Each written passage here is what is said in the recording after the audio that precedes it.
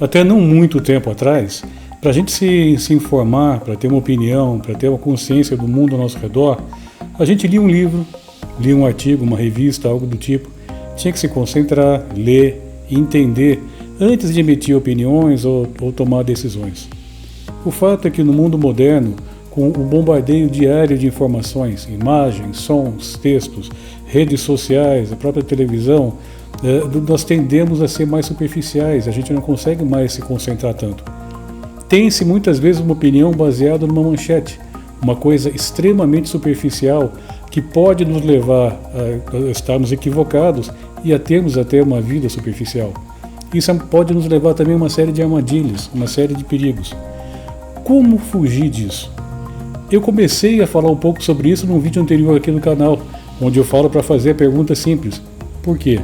Eu vou deixar o link aqui na descrição para vocês, deem uma conferida. Mas aí é interessante porque um velho amigo, um companheiro dos tempos de exército, o Rosa, abraço aí para você, Rosa, ele me alertou que foi interessante, mas que seria importante aprofundar um pouco mais. Porque ao fazer várias perguntas por quê em sequência, o que nós estamos fazendo, na verdade, é nos conduzindo a ter um pensamento crítico. E o que é o pensamento crítico? É a capacidade de analisar e avaliar a consistência de um raciocínio. Isso não é novidade não, isso vem lá da Grécia Antiga. O conceito começou a surgir com Sócrates, Platão, Aristóteles e assim por diante. Apesar de ter sido atribuída a paternidade moderna, vamos dizer assim, ao filósofo Max Black, que ele usou esse termo como título de seu livro de lógica em 1946. Agora, o que eu gosto mesmo, que é mais simples e preciso, parece a definição dos filósofo, político, cientista inglês Francis Bacon.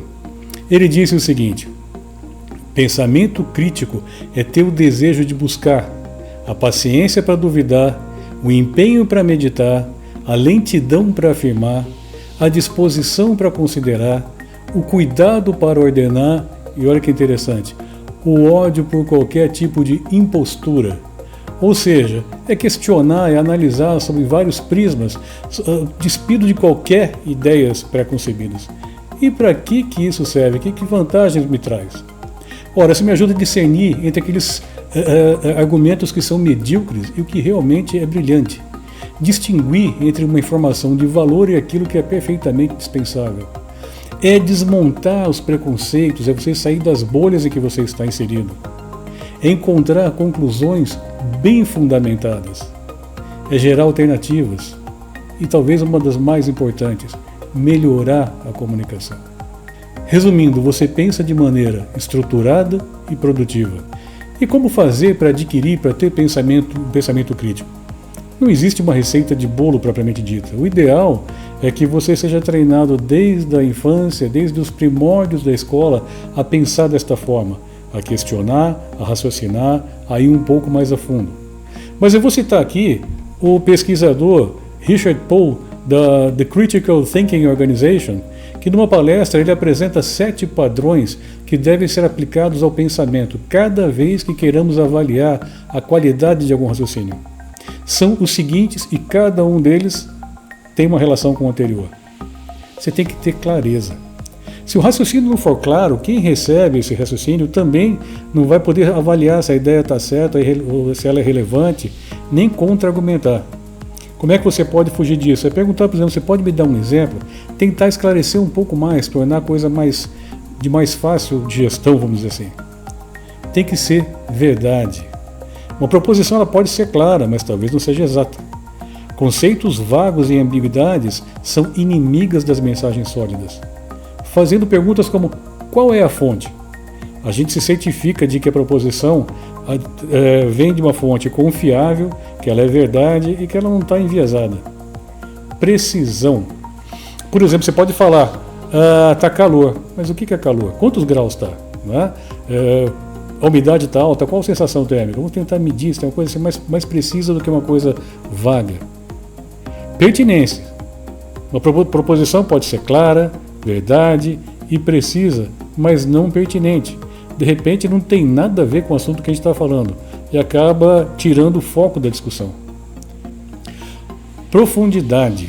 Uma proposição, além de ser clara, verdade, precisa e pertinente, ela não pode ser rasa.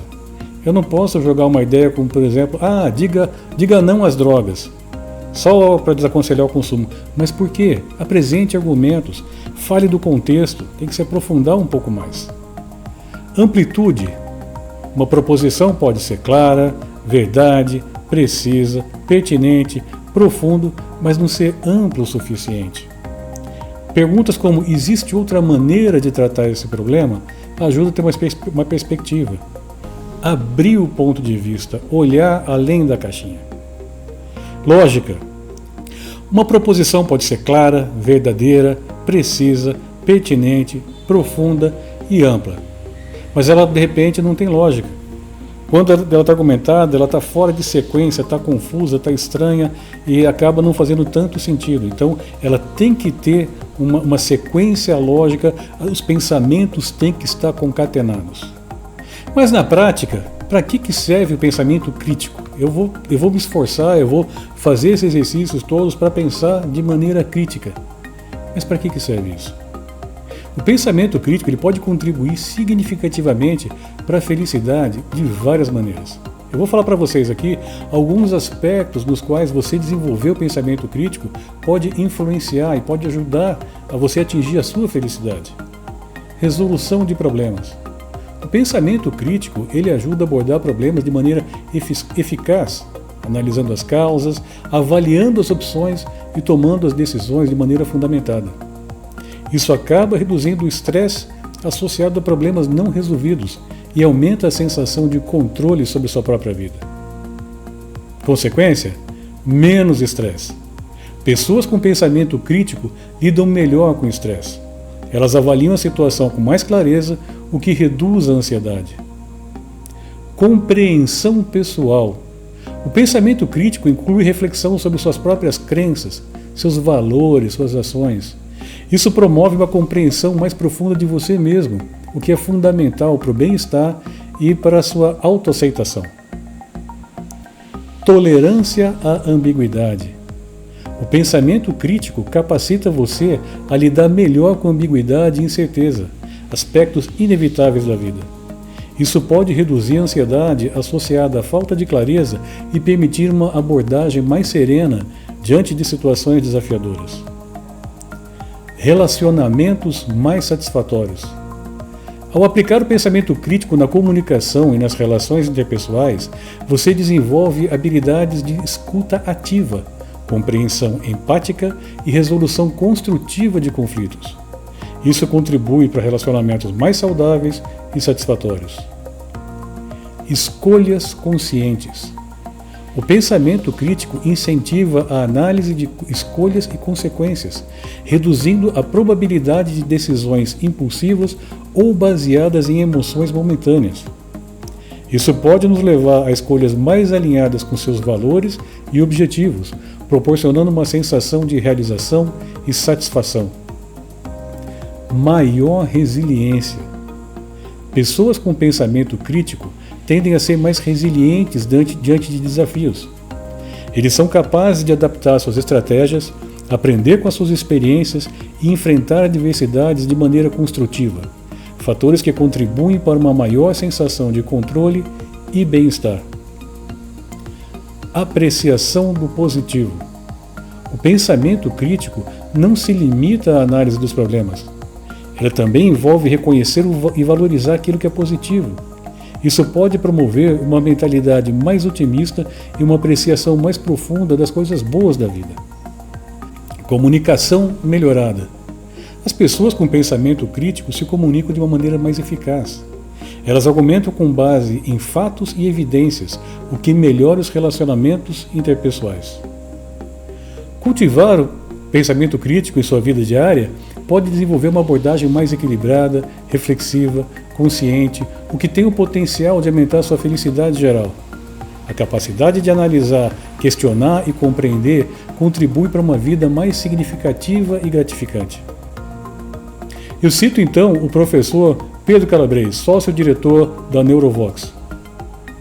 Em um mundo onde impera a superficialidade, seja profundo. Quando tudo é raso como uma poça d'água, seja um oceano. E mais do que isso, seja sapiens. Se inscreva aqui no canal, deixa um like pra gente. Obrigado.